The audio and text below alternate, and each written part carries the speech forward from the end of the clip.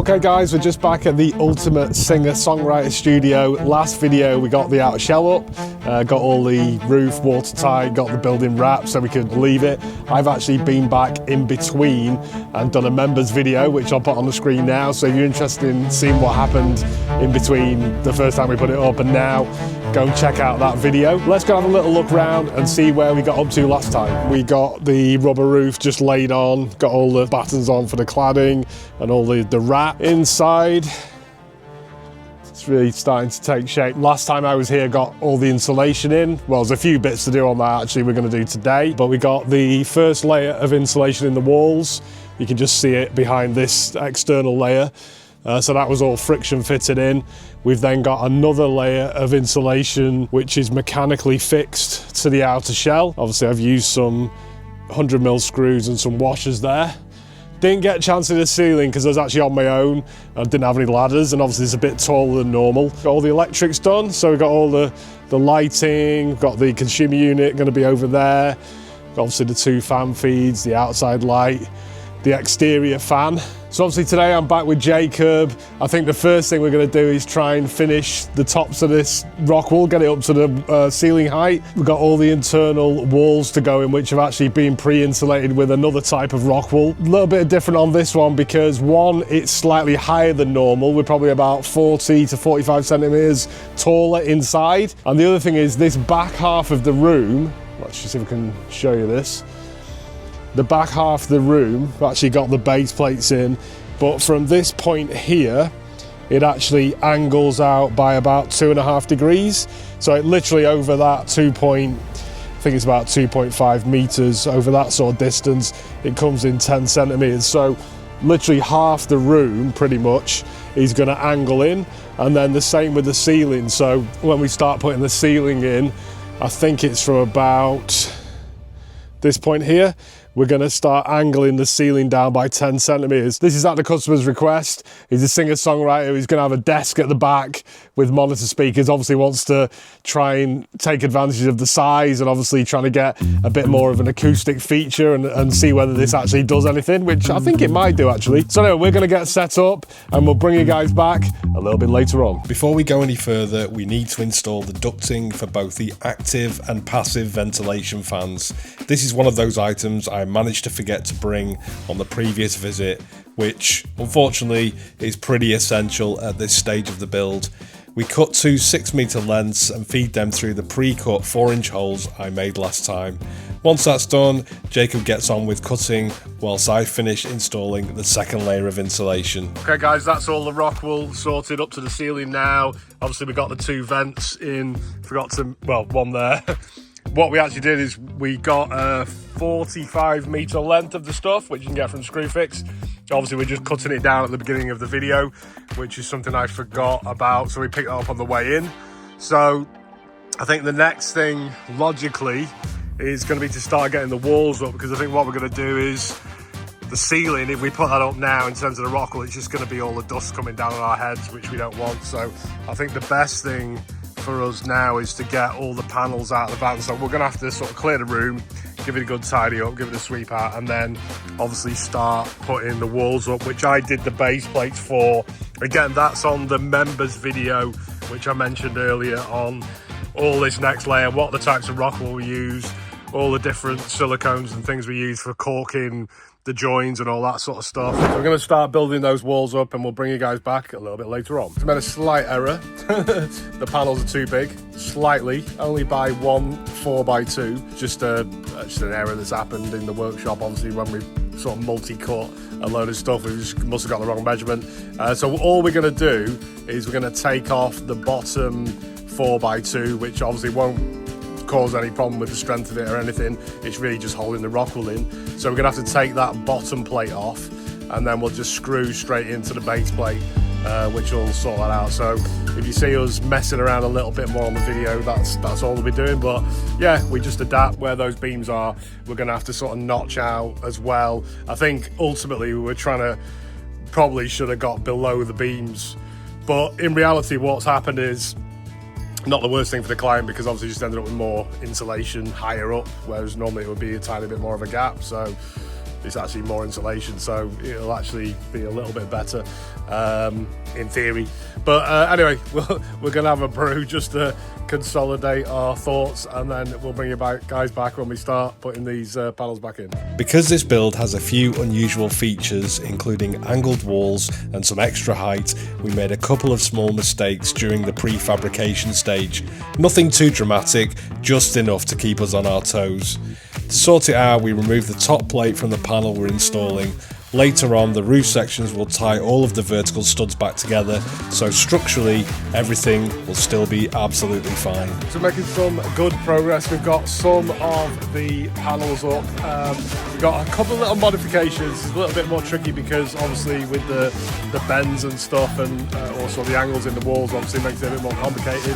And we've had to just modify, we actually modified the top slightly, which obviously the roof timbers all picked up anyway. But we're sort of running a bit low on juice on the camera, so I'm going to turn that off. But just we'll kind of carry on getting the rest of these panels up, and then we'll bring you back once we're a bit further on. Okay guys, just finishing for the day. To be fair, we have made some good progress. Let me turn the camera around just to show you where we're up to.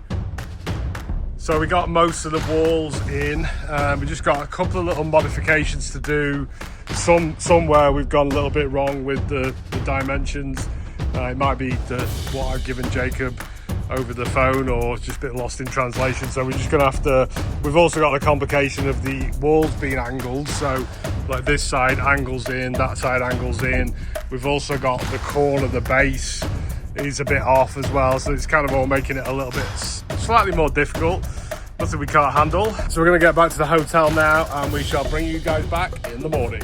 Okay guys, just back this morning. Unfortunately, Jacob's not feeling too great. He's totally lost his voice, so I've sent him home. I'm gonna be trying to finish this on my own, which is gonna be a bit of a mission, but got a few things to do. I'd say yesterday we had a few slight problems. So our prefabrication was a tiny bit off, and there was a few other little bits, so we had to make a few modifications. Just let me turn the camera around so I can show you what we got to do today. So we got most of the panels in. Gonna have to edit that one, so make that a tiny bit smaller. And also I think there was a panel here which is going to have to be split in two, so there's a little bit of a panel there and a panel there. But I think once I've done that, what I'm actually going to do is we're going to get a beam across, well, when I say I'm going to have to get a beam across here, and then we've got some pre-made panels that are going to go in for the roof. I've also going to have to, before I do that, actually insulate the ceiling, so that's going to have to be done. But yeah, so I get those timbers going across, and then this section where it actually drops, it's going to drop by about 1 or 2 degrees, and then obviously the walls come in as well. I'm going to have to build that in situ. So the way I do that is to obviously put a timber with the drop in it across here, and then along the back, and then back up here, and then obviously I could just fill in with the timbers. And I think that's probably going to be me done today. Obviously we had planned to get that inner ceiling Rockwool as well, with the heavy density Rockwool, but I think that's going to be a bit too much for me on my own, so we could do that next time before we plasterboard. So I'm going to get set up. I'll keep the camera running, and I'll bring you guys back a little bit later on. So first panel I'm going to modify is the one just to the right of the window, just before the wall starts angling out. So just going to have to pull that apart and actually work out what size it is. Yeah, so I'll crack on with that and bring you back shortly. It's never much fun modifying panels that have already been built, but every now and then these things happen. The main thing is not to get too stressed about it, just deal with the issue and move on.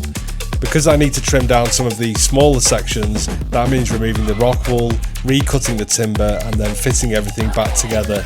Not the most glamorous part of the job, but thankfully it doesn't take long before everything is sorted and I'm back to feeling like we're making proper progress again. Okay guys, making some pretty good progress. That took about an hour actually in reality to obviously build that little section there, which obviously needs some Rockwool in. Obviously get the bottom and top were fine. Obviously I had to modify this bit because essentially it gets to here and then it starts actually moving inwards by 2 degrees. So that's all done. That's good. The next thing is I'm going to have to edit this panel here, which is the one there. So this one, I think the problem was, I think we'd made this to go right to the end rather than, and then this panel was supposed to be shorter, and then it obviously threw everything else out a little bit. I think that's what's happened. So next thing is just going to edit this panel, obviously get that in, and then I think what I'm going to do is just clear the room and then start insulating the ceiling, and then obviously got the beam to go across, which will stagger these two beams. And then, as I say, I'm going to have to make this. It is kind of difficult to make off-site because obviously got the angles. So I'm just going to use some timber to slope that down, and then across at the back, and then obviously can build that in situ. So hopefully I'll get that done before not too late today. Hopefully it doesn't get too late today. I've also got a bit more to do on my own, so just gonna have to crack through this, but it's kind of going all right so far. Feeling pretty positive, but I also got a parking ticket. Always comes all at once. But I'm gonna get this edited, and I'll bring you guys back once that's done. Got that panel in, all sorted. It was pretty tight, but I managed to get that sort of cut down and the insulation cut down and that put in. So the next thing is the dreaded Rockwool in the ceiling, which, as I said, I was hoping to do this with Jacob, but obviously he's had to go home because he's not feeling too good. So I've sent him packing back to Chester so he can hopefully recuperate. But yeah, I'm going to have to, before I start getting this second ceiling, or even thinking about getting this second ceiling sorted, I'm going to have to get this insulated because obviously I won't have access to it afterwards. So just going to get my head down, try and get this done. There's obviously pretty much 3 sections, obviously with the beams there and there. So I'm just going to try and get one section done at a time, I think, and then sort of move on to the next. Hopefully it won't take too long. So I'll keep the camera running and I'll bring you guys back once I'm finished. Next, I begin the task of installing the Rockwool in the ceiling. It's really important here that the insulation is pushed tightly up against the roof boards with no air gaps. This is what's known as a hybrid roof system.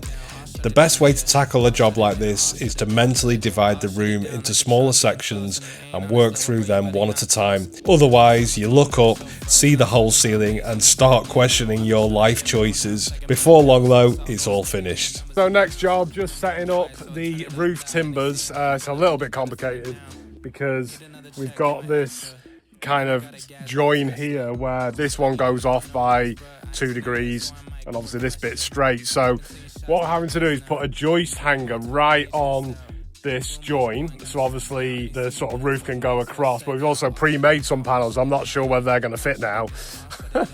We've only made 3 or 4, so it's not major, but I think the plan was to obviously get this beam across. Obviously I'll put the joist hanger there on the other side, so get the beam across, then build backwards. We're going to do that sort of manually without, what I mean by that is going to do that without any preparation, so we're going to do that on site. Yeah, once we've got the beam across, the other timbers will go underneath this beam, and obviously this is going to go down by 2 degrees and then round there straight and then back up to that one, and obviously I can sort of fill in the gaps on that, but obviously get the beam across here, and then the prefabricated panels might not exactly fit. Basically what I've got to do is get this timber exactly in line with where the join is, otherwise it won't work out properly. So it's complicated.